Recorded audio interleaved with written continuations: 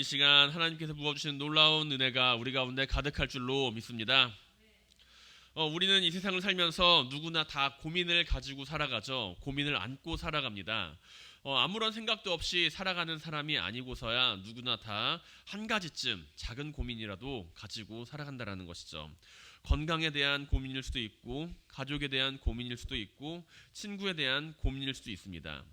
다들 다른 고민을 가지고 살아가겠지만 분명한 것은 누구나 다 고민이라는 것을 가지고 살아간다는 것이며, 그리고 그 고민은 나와 관련된 이야기라는 것이죠. 나와 관련되지 않는 타인의 이야기에 대해서 우리는 그 고민을 어떻게 바라볼까요? 내가 가지는 고민이 아니라 타인이 가지는 고민입니다. 우리는 아마 다른 사람이 처한 그 위치나 다른 사람이 가지고 있는 그 고민에 대해서 염려하거나 동정할 것입니다. 하지만 그것은 근본적으로 내가 가지고 있는 고민에 대한 마음과 비교해 봤을 때 다른 마음이라는 것이죠. 예전에 한번 말씀드린 적이 있을 겁니다. 아프리카의 가난한 아이들이 굶어 죽는 모습을 우리는 종종 광고를 통해서 보게 됩니다. 유니세프나 다른 단체들에서 그 아이들의 모습을 보여주며 기부금을 요청할 때 사용하는 많은 영상들을 보게 된다는 것이죠. 그 모습을 바라보게 되면서 우리의 마음속에는 애틋한 마음이 타오릅니다. 그리고 불쌍하다라는 마음이 들게 되죠. 우리는 그 아이들을 향하여 동정하고 있습니다. 안타까워하는 마음을 가지고서요. 하지만 우리가 그 아이들을 바라보았을 때 저 아이들을 위해서 어떻게 저 문제를 해결할 수 있을까라고 고민하지는 않는다는 것이죠. 우리의 마음은 그런 사람들을 바라보면서 동정하고자 하기 때문에 돕고자 하는 것이며, 고민하기 때문에 돕고자 하는 것은 아닐 때가 많다는 것입니다. 하지만 반대로 나라고 하는 존재가 관련이 있다고 한다면 그것은 동정이 아닌 고민으로 바뀌게 됩니다. 지금 우리 집 가정 형편이 매우 어렵게 기울어서 아이들에게 우유 사 먹일 돈도 없다라고 생각을 해보세요. 그렇다면 그 모습을 바라보면서 나는 아이들에게 동정을 할까요? 아니면 그 아이들의 문제를 해결해 주기 위해서 고민을 할까요? 우리는 고민을 하게 됩니다. 아이들의 모습을 바라보며 동정하지는 않는다는 것이죠. 저 아이 참 불쌍하다라고 동정하지는 않는다라는 것입니다. 내가 배 아파서 낳은 자녀들을 향하여 동정하지 않고 그들의 문제를 해결하기 위해 고민하고 움직인다라는 것이죠. 그렇기 때문에 우리는 다른 사람의 모습을 바라보면서 내가 그 사람을 동정하고 있는가, 아니면 그 사람의 문제를 가지고 고민을 하고 있는가라는 것을 바라보면 내가 저 사람을 어떻게 생각하고 있는지를 알 수가 있습니다. 나와 같은 어려운 처지에 있는 사람이라고 하더라도, 내가 그 처지를 잘 알고 있다라고 하더라도 그 사람의 처지를 동정하고 있는지 고민하고 있는지에 대해서 우리는 다른 마음을 가지게 된다는 것이죠. 그렇다면 우리는 어떻게 다른 사람들을 향하여 마음을 가질 때 동정이 아니라 그들을 향하여 진실한 마음을 함께 품을 수 있을까요? 우리가 살아가는 삶에 있어서, 인류애적인 측면에 있어서 다른 사람의 고민이나 슬픔에 대해서 함께 동정하는 모습은 분명히 필요할 것입니다. 그들의 모습을 바라보면서 안타까워하는 삶의 모습은 필요합니다. 만약에 그렇지 못한 채 당연한 일이야, 어쩔 수 없어 라고 이야기를 한다면 그것은 너무나도 이기적인 모습으로 우리의 주변이 가득 차게 될 것이기 때문이죠. 하지만 반대로 우리는 그 사람들의 모습을 바라보며 그 사람들의 모습을 동정하지만 그와 한편으로 우리는 안도합니다. 내가 저 사람과 같은 처지에 있지 않다라는 것에 대해서 안도한다라는 것이죠. 내 처지가 그렇지 않다라는 사실에 대해서 저 사람을 바라보며 슬퍼하지만 동시에 위로함을 받기도 합니다. 내가 손을 내미는 자라는 사실에 오히려 안심하게 된다는 것이죠. 어쩌면 우리는 동정한다, 그 사람을 안타깝게 여긴다라고 하는 그 마음 안에서 내 자신이 위로함을 받고 있으며, 또한 내 자신이 안도함을 가지고 그 모습을 바라보며 슬픔을 이용하는 모습을 가지고 살아갈지도 모릅니다. 우리는 동정과 안도 가운데 손을 내밀지 않는 경우가 많이 있습니다. 그리고 오히려 사회라고 하는 울타리와 대중의 문화 안에서 당연함에 속아서 그 마음을 덮어두는 경우가 많이 있다는 것이죠. 그렇다면 우리는 어떻게 하면은 내가 그들을 향하여 그 마음을 전할 수 있을까요? 우리는 어떻게 그 사람들을 향하여 우리의 마음을 동정이나 연민이 아니라 그 사람들을 긍휼히 여기는 마음을 가질 수가 있을까요? 오늘 본문을 살펴보면 우리는 주님께서 제자들과 함께 갈릴리로 가시면서 사마리아 마을을 지나가는 것을 바라볼 수가 있습니다. 사마리아 마을은 유대인들이 기피하는 마을입니다. 우리가 잘 알다시피 사마리아 마을 사람들과 유대인들과는 사이가 좋지를 않아요. 사마리아라고 하는 지역은 과거에 이제 유대 땅이 남과 북으로 다윗 이후 솔로몬 이후에 남과 북으로 여로보암과 르호보암 왕이 둘로 갈라지게 되었을 때, 남쪽과 북쪽으로 갈라지게 되었을 때 그 북쪽에 있는 나라 북이스라엘의 수도였습니다. 그 북이스라엘의 수도인 사마리아는 기원전 720년경에 아수르 왕국에 의해서 멸망당하게 됩니다. 그리고 아수르는 그 지역에 대해서 그 이방 민족을 그 문화 정책을 말살시키기 위한 정책을 펼치게 되고 혼혈 정책을 펼치게 되어서 사마리아 지역에는 이방 민족과 유대 민족의 혼혈 백성들이 거주하게 됩니다. 그리고 북이스라엘은 이 과정에서 남유다와 많이 갈등을 경험을 하게 되죠. 사마리아는 그 이후로 사마리아라고 하는 그 수도가 아니라 사마리아 지역을 일컫는 지방의 명칭으로 바뀌게 됩니다. 그래서 이제 사마리아라고 하는 그 지역에 거주하는 사람들을 의미하게 되었다라는 것이죠. 기원전 113년 유대 지역의 왕인 하스몬 왕조가 그 요한 힐카누스라고 하는 왕이 북쪽에 있는 사마리아를 점령하게 됩니다. 그 이후로 이제 사마리아는 유대인들이 함께 통치하게 되는 그 지역으로 병합이 되게 되죠. 그리고 나서 이제 사마리아라고 하는 그 지역이 북쪽에 있는 갈릴리와 남쪽에 있는 유다 사이에 끼게 됩니다. 남쪽에 있는 유다에서 갈릴리까지 가기 위해서는 가장 빠른 길이 사마리아라고 하는 지역을 거슬러 가는 지나가는 길이었죠. 대부분의 유대인들은 사마리아인들을 상종하기를 싫어했습니다. 왜냐하면 그들은 더럽혀진 백성이고 하나님의 율법을 온전히 지키지 못한 버림받은 백성이라고 하면서 이방인보다 더한 취급으로 그들을 대할 때가 많이 있었죠. 남과 북 사이에 있으면서 오히려 그 사마리아를 거치지 않고 돌아서 가는 유대인들도 많이 있었습니다. 그런데 주님께서는 그러한 사마리아를 통과하셔서 유대에서 갈릴리로 돌아가신다고 이야기를 하시고 계시는 겁니다. 주님께서 사마리아를 통과한 것은 이번 처음이 아니셨습니다. 종종 주님께서는 사마리아 지역을 지나가셨고 그 중에 한 번은 사마리아 마을을 지나가려고 하실 때 사마리아 사람들이 거부를 하게 됩니다. 그러자 주님의 제자인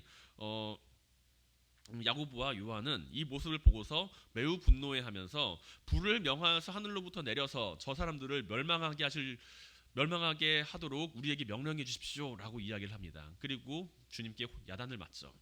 이 정도로 주님께서는 사마리아 지역을 왔다 갔다 하는 것을 망설이지 않으셨던 분이라는 이야기입니다. 주님 역시 유대인이십니다. 그렇기 때문에 사마리아 마을에서 자신을 반기지 않는다. 그리고 유대인과 사마리아인의 관계가 좋지 않다라는 그 사실에 대해서 분명하게 알고 계셨을 것입니다. 사마리아 사람들은 유대인들을 싫어하고 유대인들은 사마리아 사람을 싫어한다. 그들과 어울릴 수 없다. 물과 기름과 같은 존재다라는 것을 당연히 주님께서도 알고 계셨을 것입니다. 그것은 당연한 일이었습니다. 그들에게 미움이 존재하는 것은 당연한 일이라고 그들은 생각을 했다라는 이야기죠. 사마리아 사람들이 유대인들을 당연하게 미워했고 유대인들은 사마리아 사람들을 당연하게 미워했습니다. 유대인들에게도 미움과 차별은 존재했고 그리고 그 모습은 사마리아 사람들에게도 동일하게 존재했다라는 것이죠. 그것은 자신들이 태어나기 이전부터 존재를 해왔던 이야기이고 그리고 그들이 태어나서 자라면서 배워왔던 이야기이며 그 모습은 유대인이나 사마리아나 동일하게 이루어지는 일이었다라는 것입니다. 일반 유대인들과 사마리아 지역의 사람들 사이에 존재하는 그 갈등을 주님께서는 모를 리는 없으셨겠죠. 과거로부터 쭉 내려온 그 갈등입니다. 그러나 주님께서는 당연한 것을 당연하게 여기지 않으셨습니다.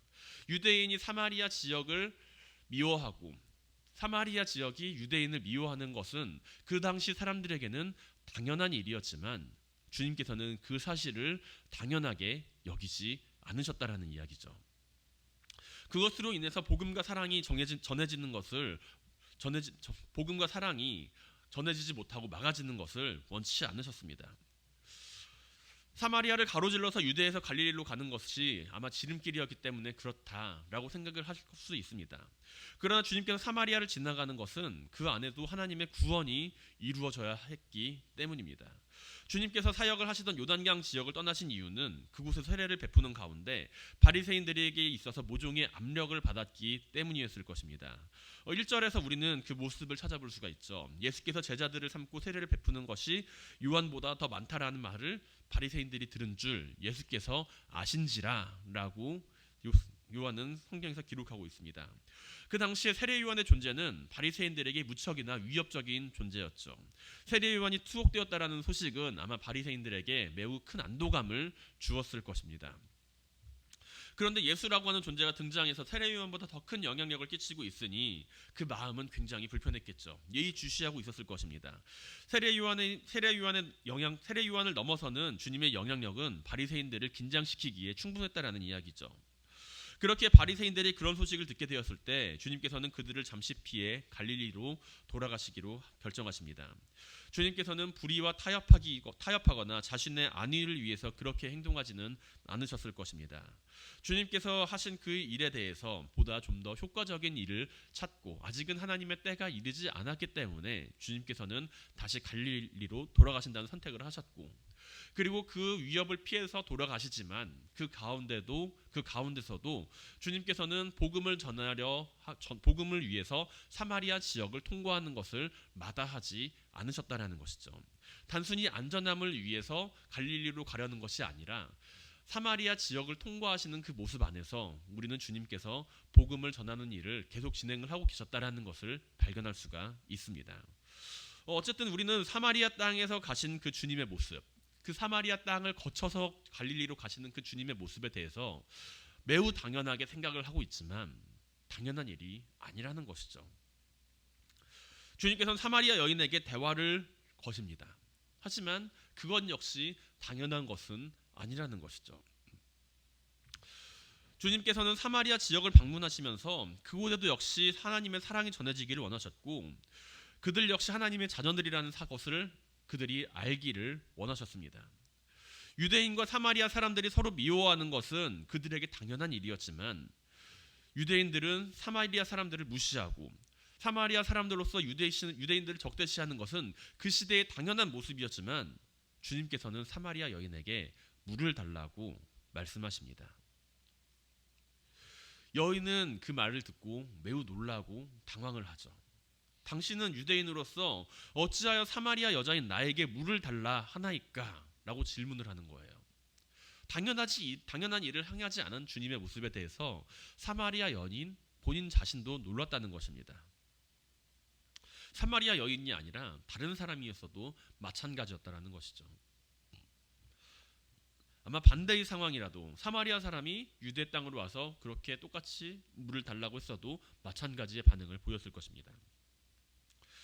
하지만 주님께서는 유대인과 사마리아 사람을 차별하지 않으셨습니다.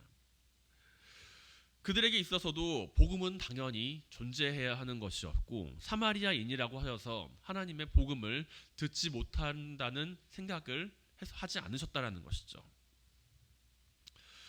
주님께서는 유대인과 사마리아 사람들을 차별하지 않으셨고 그들이 가지고 있는 삶의 문제 역시도 차별하지 않으셨습니다. 사마리아 지역은 아무도 살지 않는 버림받은 지역이 아니라 그곳에도 사람들은 살았습니다. 사람들이 살고 있다라는 이야기는 그 가운데 삶의 이야기들이 존재하고 삶의 문제들이 존재한다는 이야기입니다. 그들에게도 동일한 삶의 문제와 고민들이 있다는 것이죠. 그 마을에서 가장 죄인으로 여겨지고 사람들의 무시를 받는 그 여인 역시 삶의 문제와 고민을 가지고 살아가고 있다라는 것입니다. 모두가 자신의 문제와 고민들을 바라보면서 그 여인이 당연히 죄를 지었기 때문에 그 여인은 당연히 사람들에게 무시를 받고 그 여인이 당연히 사람들에게 차별을 받고 그 여인이 당연히 사람들에게 멸시를 받는 것은 너무나도 당연하다라고 하는 그 이야기를 할 때에도 주님께서는 그 사실을 당연하게 이야기하지 않으시고 그 여인에게 먼저 말을 거신다는 것이죠. 그 여인이 문제를 가지고 있었기 때문에 그 문제 때문에 괴로워하는 것은 당연한 것이 아닙니다. 유대인들은 사마리아를 적대시하고 있지만 그 사실은 당연한 것이 아닙니다. 사마리아에 있는 사람들이 그 여인을 무시하는 것은 당연한 일이 아닙니다. 왜냐하면 주님께서 보시기에 그들은 당연함에 속아서 사람들을 향하여 사랑하는 마음을 잃어가고 있기 때문이었다라는 것이죠. 그들은 당연함이라고 하는 그 입장에 속아서 사람들을 향하여 사랑하는 마음을 잃어버리는 것이 아니라 당연한 모습 안에서 사람들을 차별하고 무시하고 그 안에서 발생하는 고난과 어려움조차도 당연하다라고 이야기를 하고 있는 것입니다. 사람들이 그 삶을 당연하다라고 이야기를 할 때, 그 여인이 자신의 처지가 당연하다라고 이야기를 할 때, 사람들이 그 삶이 당연하다고 여길 때 그 자신조차도 당연하다고 이야기하고 있는 그 삶에서 주님께서는 사마리아 지역으로 찾아가시고 주님께서는 우물가로 나온 그 여인을 향하여 만나주시고 먼저 이야기를 거십니다. 차별의 문제, 우리의 삶의 주변에 많이 존재합니다. 우리 인생의 문제, 우리 가운데 많이 존재합니다. 그러나 그 문제는 나만 가지고 있는 것이 아니고 다른 사람도 분명히 가지고 있습니다. 차별의 문제와 내가 가지고 있는 문제, 다른 사람이 가지고 있는 문제, 이웃이 가지고 있는 문제, 나라가 가지고 있는 문제, 우리 지역이 가지고 있는 문제, 경제가 가지고 있는 문제, 당연하게 여겨지는 모든 문제들, 무엇으로 해결이 되어야 할까요? 사람들은 나와 다름에 있는 문제에 대하여 당연하게 여기거나 아니면은 그 문제를 해결하기 위하여 평등이라고 하는 이야기를 꺼냅니다. 하지만 나와 다름의 문제, 내가 경험하고 있는 문제, 다른 사람이 경험하고 있는 문제, 우리가 가지고 있는 다른 이유로 발생하는 차별의 문제들을 향하여 평등함을 이야기하기에 앞서서 우리는 그 안에서 사랑을 먼저 이야기를 해야 합니다. 사랑이 없는 평등, 사랑이 없는 문제의 해결은 결국에는 그 당연함의 문제를 발생시키게 되기 때문이라는 것이죠. 우리는 당연함에 속아서 우리의 삶에 사랑이 잃어버려서는, 우리의 삶에 있어서 사랑이 잃어버리고 우리 삶에 사랑이 식어져서는 안 됩니다. 사랑하는 성도 여러분, 우리 주변에 존재하는 당연함에 속지 마시기를 바랍니다. 우리 주변에 존재하는 당연함에 속아서 우리 마음속에 존재하는 그 사랑의 모습이 잃어버리거나 그 사랑의 모습이 사라져버리게 되지 않기를 바랍니다. 나의 옆에 존재하는 사람이 당연한 것인가요? 나의 삶에 존재하는 문제들이 당연한 것인가요? 나의 삶에 존재하는 이웃의 문제들이 당연한 이야기인가요? 나를 차별하는 사람들, 다른 사람을 차별하는 그 사람들의 모습이 당연한 것인가요? 그렇지가 않다라는 것이죠. 그 사람들의 문제를 해결하기 위해서, 우리가 삶에 마주하는 문제, 여러 가지 존재하는 문제들을 해결하기 위해서는 그 어떠한 것보다도 우리 가운데 사랑의 마음이 충만해져야 합니다. 지금 우리에게 당연한 것이 복음 안에서는 당연하지 않은 것이 될 수 있음을 기억하시길 바랍니다. 지금 우리는 어떠한 당연함에 속아서 어떠한 당연함을 마주하며 살아가고 있나요? 내가 지금 처한 상황이 당연합니까? 내가 하나님 앞에 기도하지 못하는 모습이 너무나 당연한가요? 내가 말씀을 묵상하지 못하는 삶의 모습이 너무나 당연합니까? 내가 처한 차별이 당연한가요? 내 이웃이 경험하고 있는 문제가 너무나 당연한 문제입니까? 그들이 하나님을 믿지 않아서 당연히 발생하는 문제입니까? 내가 경험하고 있는 시간이 너무나도 당연하게 흘러가고 있는 것인가요? 우리 인생의 고난이 너무나 당연한 고난입니까?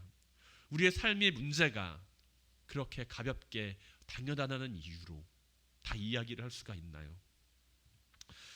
우리는 우리가 마주하는 삶의 문제에 있어서 당연하다고 여기는 것이 아니라 그 문제를 해결하고 그 문제를 해결하기 위해서 우리는 사랑의 마음을 가지고 살아가야 합니다.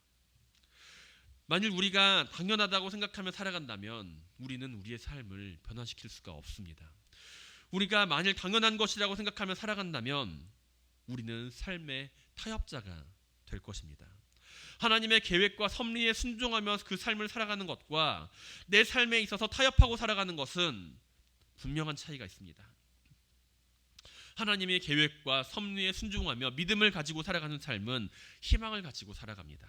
하나님께서 이루실 일을 바라보며 그 목표를 가지고 살아갑니다.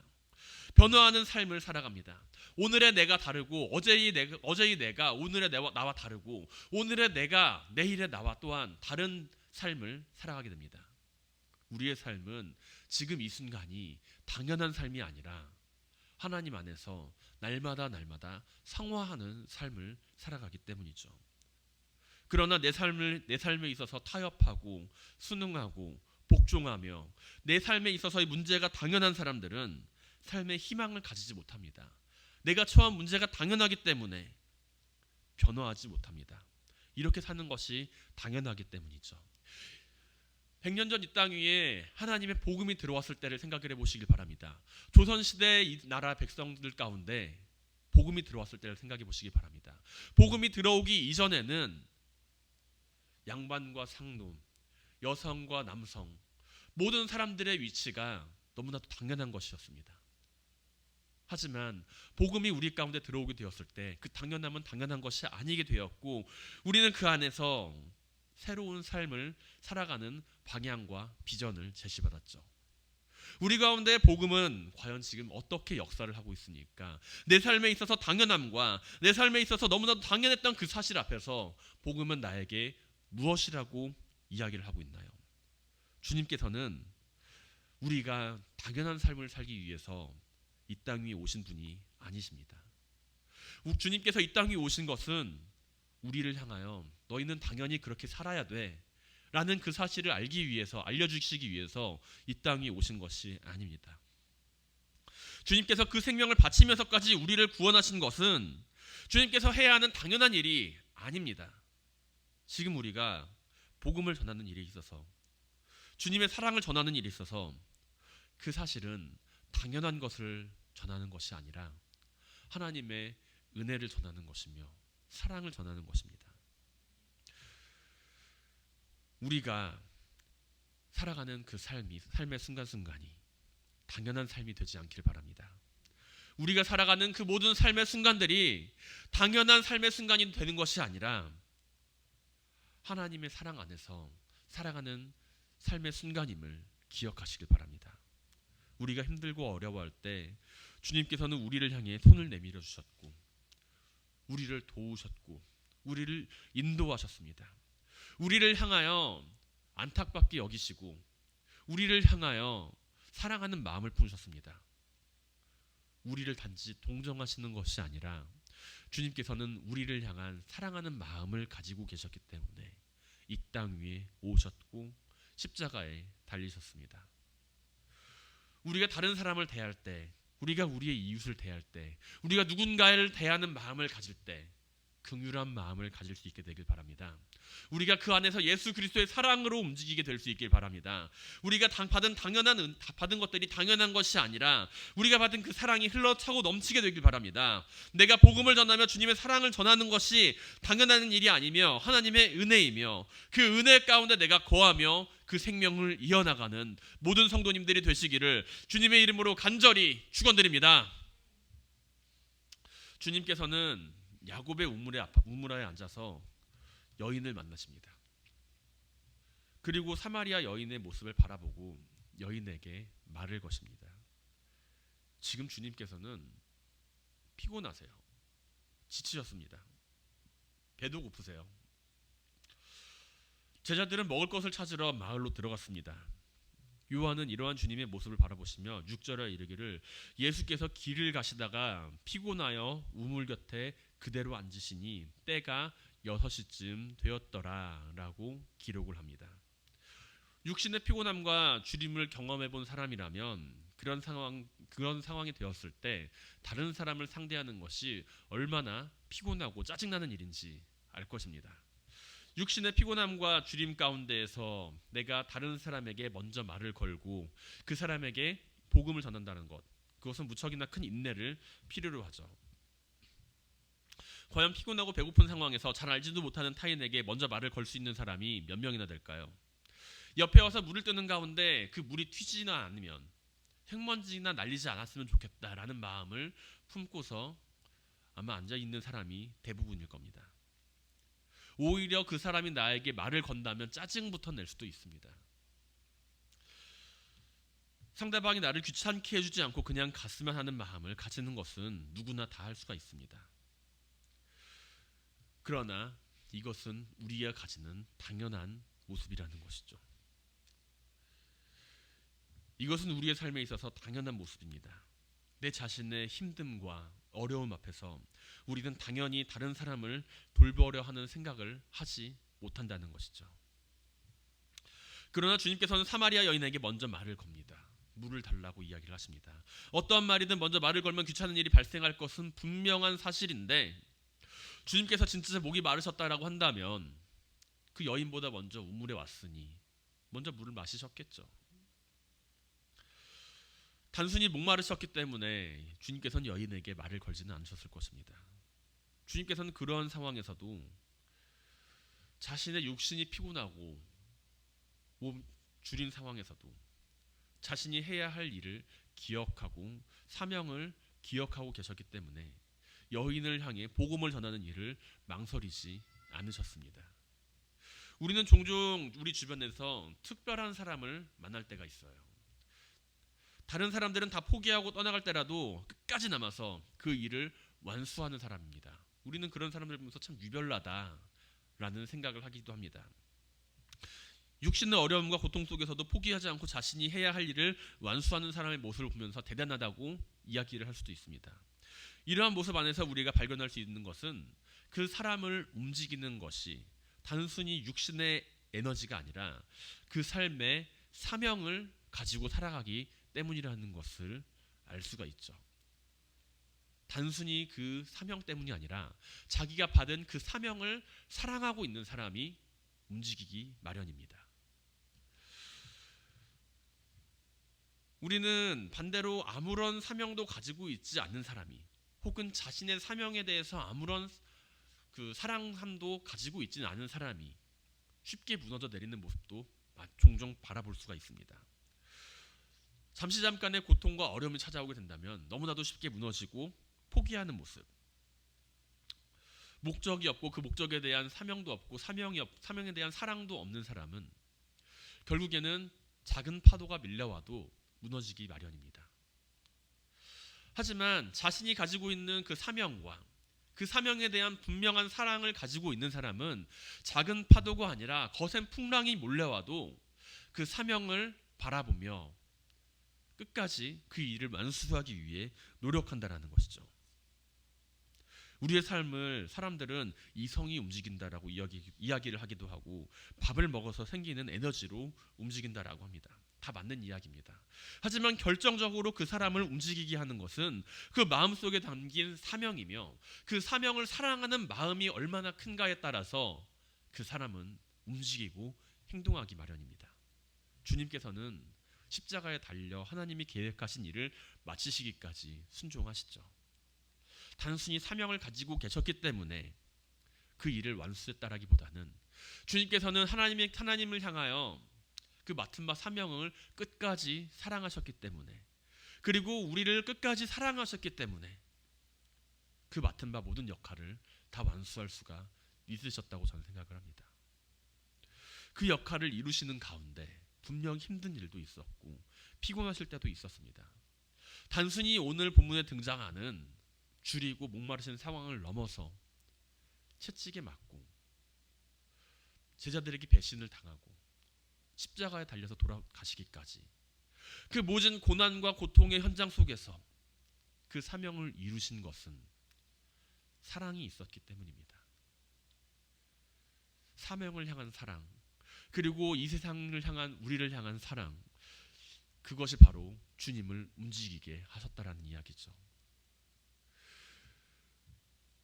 그 어떠한 것도 주님을 막아서지는 못했습니다. 주님께서는 우리를 향한 사랑과 하나님의 사랑을 확증하시는 일을 이루셨습니다. 사명을 가지고 살아간다는 것, 그 사명을 사랑하는 사람, 그 사람은 삶의 원동력을 가지고 살아가는 사람입니다. 단순히 육신의 목적을 위해서 살아가는 것이 아니라 하나님 나라의 일과 영적인 일을 위해서 일하고 봉사하는 사람입니다. 어쩌면 우리에게 육신의 고통과 어려움으로 인해서 해야 할 일이 귀찮게 여겨지고 피하고 싶을 때는 너무나도 당연하게 찾아옵니다.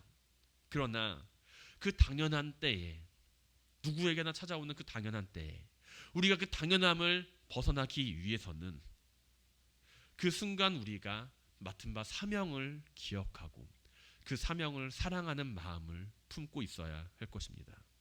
주님께서 하신 것처럼, 주님께서 사랑하시되 끝까지 사랑하신 것처럼 우리도 우리가 맡은 사명을 기억하고 살아가게 되길 바랍니다. 사랑하는 성도 여러분, 우리의 삶을 움직이는 사명을 가지고 그 사명을 사랑하며 살아가시길 바랍니다.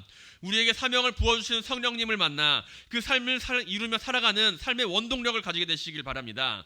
다른 사람들이 당연하게 여기고 모두가 당연하게 멈춰서는 순간에도 주님의 사랑을 받은 사람으로서, 그 사랑이 빚진 자로서 내가 받은 사명을 바라보며 움직이게 되길 바랍니다.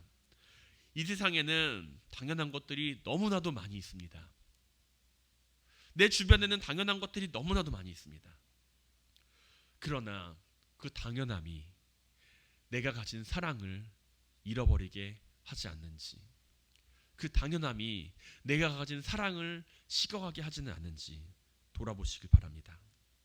우리의 삶에 있어서 당연함 가운데 우리의 삶의 사명이 사라지는 것이 아니라 그 사명을 붙들고 그 사명을 사랑하며 우리가 하나님의 사람으로서 쓰임받는 모든 성도님들이 되시기를 주님의 이름으로 간절히 축원드립니다.